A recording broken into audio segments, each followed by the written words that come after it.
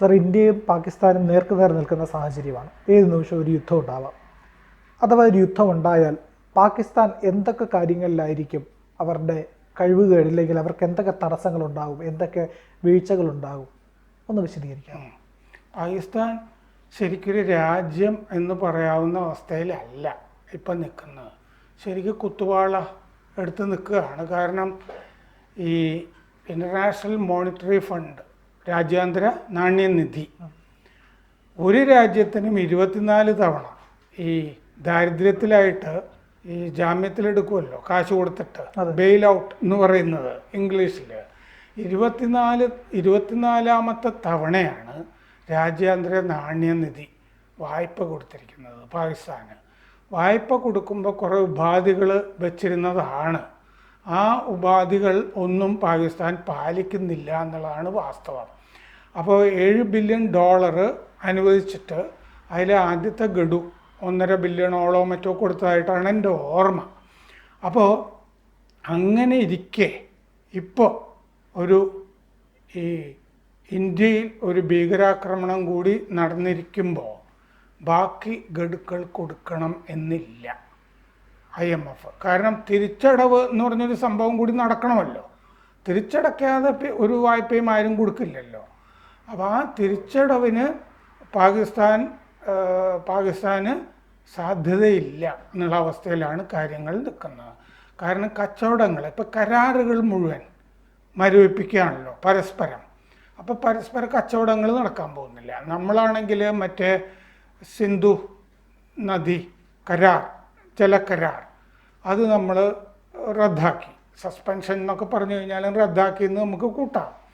നമുക്ക് പഞ്ചാബിനും കാശ്മീരിനുമൊക്കെ ആകത്തക്ക വിധത്തിൽ നദിയിലുമൊക്കെ നമ്മൾ ഡാം പണിയുക. ഇപ്പോൾ കുറച്ച് നാളത്തേക്ക് അങ്ങോട്ടുള്ള ഒഴുക്ക് സാധാരണഗതിയിൽ നടക്കും. നമ്മൾ ആ വെള്ളമൊക്കെ ഉപയോഗപ്പെടുത്താവുന്ന വിധത്തിൽ പദ്ധതികൾ ഇനി ആവിഷ്കരിക്കുന്നത് വരെ വലിയ കുഴപ്പമൊന്നും ഈ കരാറ് റദ്ദാക്കിയതുകൊണ്ട് പാകിസ്ഥാന് കുറക്കാലത്തേക്ക് സംഭവിക്കാനില്ല.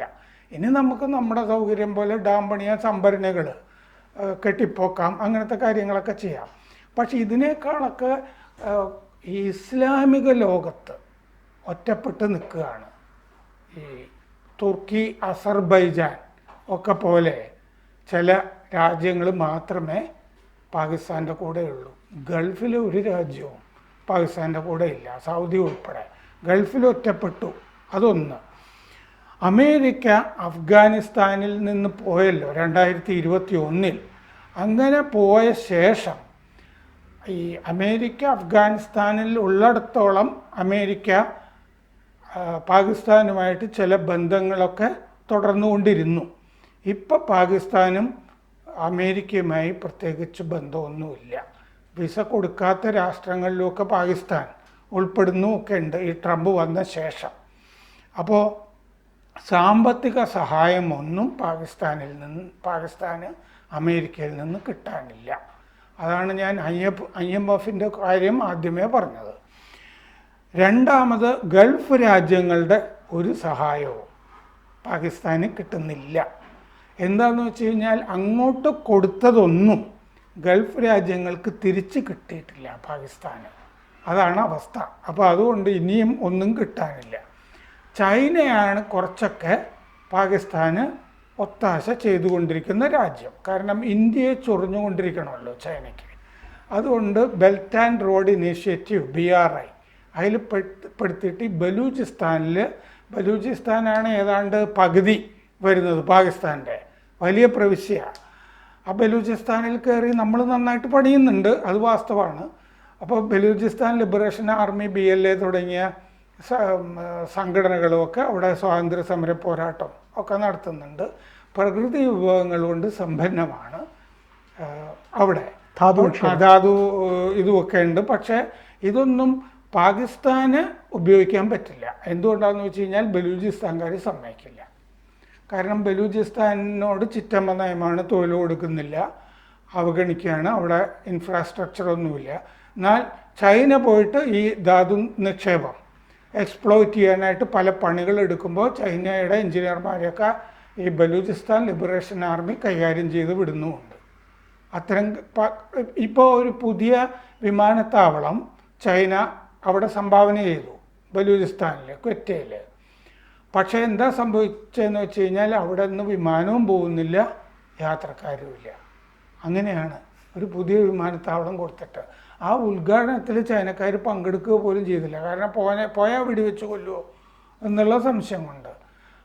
അവിടെ ഗ്വാദാർ തുറമുഖം ചൈന പണിതിട്ടുണ്ട്. ആ ഗ്വാദാർ തുറമുഖം ബലൂചിസ്ഥാനിൽ പോയി ഓപ്പറേറ്റ് ചെയ്യാനായിട്ട് ചൈനയെ അനുവദിച്ചിട്ടുണ്ട് പാകിസ്ഥാൻ. പക്ഷേ അതും ഒന്നും ചെയ്യാൻ പറ്റുന്നില്ല. അപ്പോൾ പാകിസ്ഥാനിൽ പോയി ചൈന നിക്ഷേപിച്ചാലും തിരിച്ചൊന്നും കിട്ടുന്നില്ല. തിരിച്ചു കിട്ടുന്നത് മുഴുവൻ ഇങ്ങനെ ഉന്മൂലനവും കൊലപാതകവും വെടിയുണ്ടയൊക്കെയാണ് കിട്ടുന്നത്. അപ്പോൾ ചൈനയ്ക്കും ഇപ്പോൾ വലിയ താല്പര്യം ഈ കാര്യങ്ങളിൽ, പാകിസ്ഥാൻ്റെ കാര്യങ്ങളിലില്ല. അപ്പോൾ ഈ ഒരുപാട് അഴിമതികൾ അവിടുത്തെ പദ്ധതികൾ നടത്തുന്നുണ്ട്, പട്ടാളമൊക്കെ നടത്തുന്നുണ്ട്. അപ്പോൾ ഈ ഒരു യുദ്ധം വന്നു കഴിഞ്ഞാൽ ചൈന പാകിസ്ഥാൻ്റെ കൂടെ നിൽക്കും എന്ന് വിചാരിക്കാൻ കഴിയുകയില്ല. 1971 നടന്ന ബംഗ്ലാദേശ് യുദ്ധകാലത്തും ചൈന പാകിസ്ഥാൻ്റെ കൂടെ നിന്നില്ല. പക്ഷേ അന്ന് 7ാം കപ്പൽപ്പട ഇന്ത്യ സമുദ്രത്തിൽ വരികയൊക്കെ ചെയ്തിരുന്നു അമേരിക്കയുടെ. കാരണം എന്താണെന്ന് വെച്ചാൽ അന്ന് അമേരിക്കയുടെ പ്രസിഡന്റ് നിക്സനായിരുന്നു. നിക്സന് ഇന്ദിരാഗാന്ധിയെ ഇഷ്ടമല്ലായിരുന്നു. അമേരിക്ക ചൈനയുടെ കൂടെയായിരുന്നു. മാത്രമല്ല അമേരിക്ക അന്ന് ചൈനയുമായി ബന്ധം വഷളായിരുന്നല്ലോ അമേരിക്കയുടെ. അതൊന്നും ഊട്ടി ഉറപ്പിക്കാനായിട്ട് പാകിസ്ഥാൻ്റെ ഇടനില 1971 ഉപയോഗിക്കുന്നുണ്ടായിരുന്നു. ഇപ്പം ചൈനയും കൂടെ നിൽക്കില്ല. പിന്നെ താലിബാൻ കൂടെയില്ല. താലിബാനും ഇന്ത്യയും, അഫ്ഗാനിസ്ഥാനിലെ താലിബാനും ഇന്ത്യയും തമ്മിൽ വലിയ സൗഹൃദമാണിപ്പോൾ. മാത്രമല്ല താലിബാനിൽ തീവ്രവാദികൾക്ക് താവളം ഒരുക്കുന്നു എന്ന് പറഞ്ഞിട്ട് പാകിസ്ഥാന് ഇപ്പോൾ ആക്ഷേപമുണ്ട്, ആരോപണങ്ങൾ ഉന്നയിക്കുന്നുണ്ട്. അഫ്ഗാനിസ്ഥാനിലെ താവളങ്ങളിൽ നിന്നാണ് ഈ പാകിസ്ഥാനിൽ പലയിടത്തും ഖൈബർ പക്തൂൺവ തുടങ്ങിയ മേഖലകളിലൊക്കെ പാകിസ്ഥാന് തിരിച്ചടി കിട്ടുന്നത്. യുദ്ധം ഉണ്ടായി. അപ്പോൾ പാകിസ്ഥാൻ എന്ത് ചെയ്തു എന്ന് വെച്ചാൽ അപ്പുറത്ത് കയറി കുറേ പൗരന്മാരെ കൊല്ലുകയൊക്കെ ചെയ്തിരുന്നു. അങ്ങനെ ഒരു ആക്രമണമൊക്കെ 2 മാസം മുമ്പ് നടന്നിരുന്നു. താലിബാൻ കൂടെയില്ല. അയലത്തെ രാജ്യങ്ങളുടെ കാര്യമാണ് പറയുന്നത്. പിന്നെ ഇറാൻ പാകിസ്ഥാൻ്റെ അതിർത്തിയിലാണ്. ഇറാനുമായി നല്ല ബന്ധമല്ല. കഴിഞ്ഞ ആഴ്ച 8 കുടിയേറ്റ തൊഴിലാളികളെ വെടിവെച്ച് കൊന്നു അതിർത്തിയിൽ ഇറാൻ. ഈ സിസ്റ്റാൻ ബലൂചിസ്ഥാൻ എന്ന് പറഞ്ഞിട്ടൊരു പ്രവിശ്യ അതിർത്തിയിലുണ്ട്. എന്ന് പറഞ്ഞാൽ ഇറാൻ്റെ ഉള്ളിലെ ബലൂചിസ്ഥാനെ പറ്റിയാണ് ഞാനിപ്പോൾ പറയുന്നത്. അവിടെയും സിസ്തൻ ബലൂചിസ്ഥാൻ എന്ന് പറഞ്ഞൊരു പ്രവിശ്യയുണ്ട്. അവിടെ നിന്ന് പാകിസ്ഥാനിലേക്ക് ഇടയ്ക്കിടയ്ക്ക് ആക്രമണങ്ങൾ അവിടെ നിന്നും നടക്കുന്നുണ്ട്.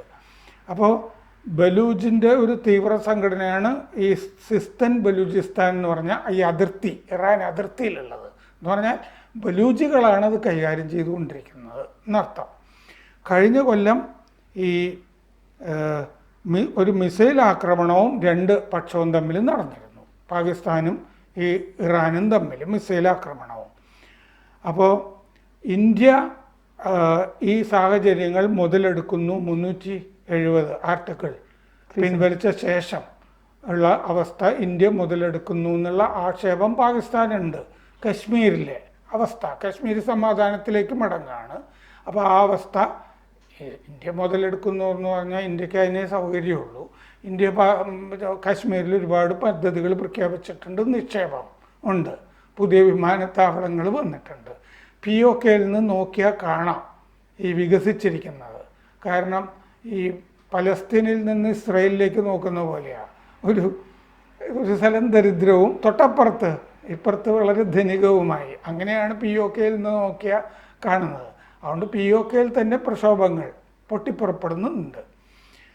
പിന്നെ കശ്മീർ ഇന്ത്യയുമായിട്ട് ഇൻ്റഗ്രേറ്റ് ചെയ്ത് വരികയാണ്, ഇഴുകിച്ചേർന്ന് വരികയാണ്. ഇപ്പോൾ കണ്ടതാണ് അവിടെ ഈ മെഴുകുതിരി പ്രക്ഷോഭങ്ങൾ ഈ പഹൽഗാം കഴിഞ്ഞ ശേഷം എത്രയോ ഗ്രാമങ്ങളിൽ പോലും അല്ലേ പാകിസ്ഥാനും ഭീകരതയ്ക്കും എതിരായ കാൻഡിൽ ലൈറ്റ് പ്രക്ഷോഭങ്ങൾ നടന്നതാണ്, മെഴുകുതിരിയും പിടിച്ചിട്ട്.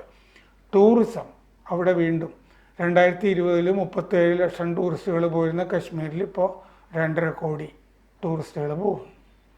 ടൂറിസ്റ്റുകൾ ആഗോളതലത്തിൽ തന്നെ വരുന്നു. ആ ടൂറിസ്റ്റാണ് കശ്മീരിൻ്റെ ഒരു പ്രധാനപ്പെട്ട ഉപജീവന മാർഗം ആളുകളുടെയും.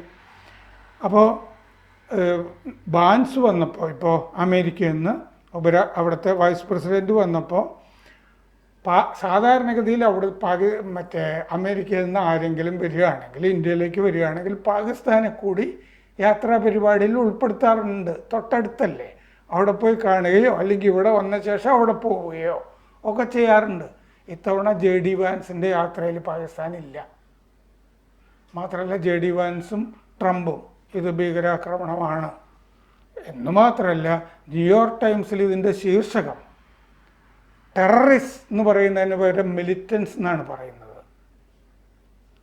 പീപ്പിൾ വീൽഡിങ് ഗൺസ് എന്നൊക്കെ. അതിനെതിരെ അമേരിക്ക, ട്രംപിൻ്റെ ഭരണകൂടം ഇങ്ങനെയല്ല ശീർഷകം ഇടേണ്ടത് എന്ന് പറഞ്ഞിട്ട് രംഗത്ത് വന്നിട്ടുണ്ട്. അപ്പോൾ ഇവിടുത്തെ പോലെ തന്നെ മാപ്രകൾ അവിടെയുമുണ്ട് എന്നാണ് ന്യൂയോർക്ക് ടൈംസിൽ നിന്ന് നമ്മൾ മനസ്സിലാക്കുന്നത്. പിന്നെ ഗൾഫുമായി ഇന്ത്യക്ക് നല്ല ബന്ധമാണ്. ഇപ്പം തന്നെ സൗദിയിൽ മോദി പോയത് കണ്ടതാണല്ലോ. എല്ലാ ഗൾഫ് രാഷ്ട്രങ്ങളും പഹൽഗാം ആക്രമണത്തിന് അപലപിച്ചിട്ടുണ്ട്. മാത്രമല്ല, ഈ സൗദി അറേബ്യയിലൊക്കെ ഈ ഹജ്ജ് കാലത്തൊക്കെ പിച്ചതണ്ടാൻ പോകുന്നുണ്ടല്ലോ പാകിസ്ഥാൻകാർ, ഈ കൂട്ടം ചേർന്നിട്ട് വിമാനത്തിൽ. അതിനെതിരെയൊക്കെ ഒരുപാട് സൗദി മുന്നറിയിപ്പുകൾ കൊടുക്കുന്നുണ്ട്, ഇങ്ങനെയൊന്നും ചെയ്യരുത് എന്ന് പറഞ്ഞിട്ട്. അപ്പോൾ പാകിസ്ഥാനെ പറ്റിയൊന്നും ഒരഭിപ്രായമില്ല, പിച്ചക്കാരാണെന്നുള്ള അഭിപ്രായമാണ് ഗൾഫിലൊക്കെ ഉള്ളത്. അപ്പോൾ 1971 ഒക്കെ നമ്മൾ നോക്കുകയാണെങ്കിൽ ആ യുദ്ധകാലത്ത് ഈ ഗൾഫ് രാജ്യങ്ങൾ സൗദി ഉൾപ്പെടെ പാകിസ്ഥാൻ്റെ കൂടെയായിരുന്നു. നമ്മുടെ ഒരാളാണല്ലോ, ഇസ്ലാമാണല്ലോ എന്ന് വിചാരിച്ചിട്ട് സ്ഥിതിഗതികൾ മൊത്തത്തിൽ മാറി. 1971 യുദ്ധം പോലെ അല്ല ഇനി സംഭവിക്കുക. പിന്നെ പട്ടാള മേധാവി അസിം മുനീർ, ഞങ്ങൾ ഈ മേഖലയിലൊരു ക്രിട്ടിക്കൽ പ്ലെയറാണ് പാകിസ്ഥാനിൽ വരുത്താൻ ശ്രമിക്കുകയാണ്. പാകിസ്ഥാൻ ഒരു വിലയും ഇല്ലിപ്പോൾ ലോകത്ത് ഇല്ല, ഞങ്ങൾ വലിയ പുള്ളികളാണ് എന്ന് പറഞ്ഞിട്ട് ലോകരാഷ്ട്രങ്ങളെ ഇടപെടുത്താനായിട്ട് ഒരു അവസരം ഉണ്ടാക്കാൻ നോക്കുകയാണ്. അത് പഴയ പോലെയൊന്നും ബലിക്കില്ല എന്നുള്ളതാണ് അവസ്ഥ. അപ്പോൾ മോദി സൗദിയിലും JD വാൻസ് ഇവിടെയുമായിരുന്ന സമയമാണല്ലോ തിരഞ്ഞെടുത്തിരിക്കുന്നത്. ഇതൊന്നും ഗൾഫ് രാജ്യങ്ങൾക്കോ ലോകരാജ്യങ്ങൾക്കോ പിടിച്ചിട്ടില്ല അങ്ങനെ ചെയ്തത്. പിന്നെ ഈ ഒമർ അബ്ദുള്ളയെ ഈ ഘട്ടത്തിൽ ഇന്ത്യ കൂടെ നിർത്തേണ്ടതാണെന്ന് മുമ്പ് വിദേശകാര്യ സെക്രട്ടറി ആയിരുന്ന ശ്യാം ശരൺ ഒരു ലേഖനത്തിൽ എഴുതിയത് ഞാൻ വായിച്ചു. സത്യമാണത്.